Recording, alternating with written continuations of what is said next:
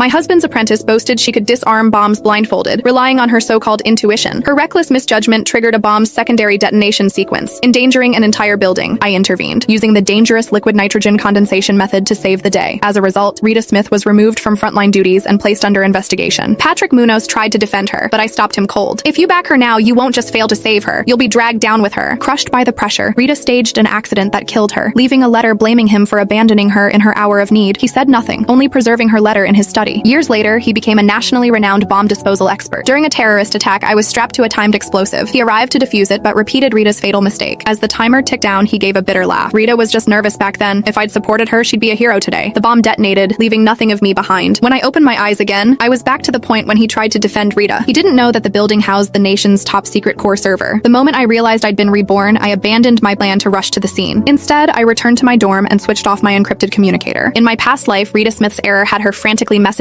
me for help. I just completed a grueling mission, sleepless for 3 days, yet I risked my life, enduring liquid nitrogen burns, to save the core server in that building. Because of my efforts, the military spared her a court-martial, opting for suspension and investigation instead. If she had avoided further mistakes, she could have returned to duty. But Rita's fragile ego couldn't handle her colleagues' scorn. She staged a fatal accident that blew herself up. Years later, Patrick Munoz's obsession with proving her right led to my death in an explosion. I pulled the blanket over my head and slept until dawn. The next morning, I turned on my communicator. The screen lit up with over 100 missed calls and red alerts. Undazed, I took my time washing up, donned my uniform, and headed to the scene. Outside the cordon, the air was thick with dread, despair etched on every face. Rita sat on the ground, disheveled and trembling like a leaf. Her colleagues glared with cold venom. "This is your fault, Rita. You and your stupid intuition nonsense. You triggered the secondary detonation. We're all dead now. General Wilson will have us all court-martialed." Rita's gaze swept the crowd, landing on me. Her eyes briefly lit up, as if I were her salvation. But then they darkened with resentment. She pointed at me, yelling at the top of his lungs. "It was her! I called her all night. She could have saved us, but she turned off her phone to let us die." All eyes turned to me, sharp as blades. Seizing the moment, Rita stumbled toward me and thrust her communicator in my face. The screen blazed with call logs. "You know what's in that building!" she shrieked, tears streaming. "National secrets. Yet you went offline at a critical moment. What's your agenda?" The crowd fell silent, waiting for my response. The sight of her twisted face reignited my past life's fury. My hand flew up, delivering a sharp slap across her face. Rita clutched her face, stunned. I shook my stinging wrist, my voice cold as ice. "Have you lost your mind?" I held up the mission roster for all to see. The schedule and signatures unmistakable. "Last night's lead operator was you, Rita. I was on mandatory rest after a 72-hour special op. My name isn't on this list." The crowd erupted, their anger finding a new target. "Right. Mary just got back from the Red Scorpion mission, defusing 3 linked mines." She could barely stand. "Rita, you always hide behind Patrick's protection, dumping the worst jobs on her. Now you screw up and want her to take the fall? You're disgusting, dragging others down with you." The accusations hit Rita like a barrage of stones. Her face drained of color, and she collapsed into